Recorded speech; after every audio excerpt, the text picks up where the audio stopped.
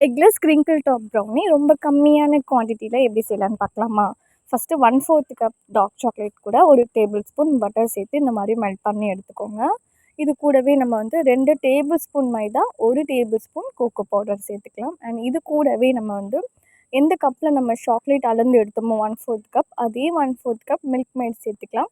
ரொம்ப ஜென்டிலாக வந்து மிக்ஸ் பண்ணி எடுத்துக்கோங்க. இது பார்த்திங்கன்னா ரொம்ப கம்மியான குவான்டிட்டி. ஸோ, அதனால் ஒரு சின்ன டின் எடுத்துக்கோங்க. நான் கொஞ்சம் பெரிய டின் எடுத்தனால கொஞ்சம் ஃப்ளாட்டாக போயிடுச்சு ப்ரௌனி.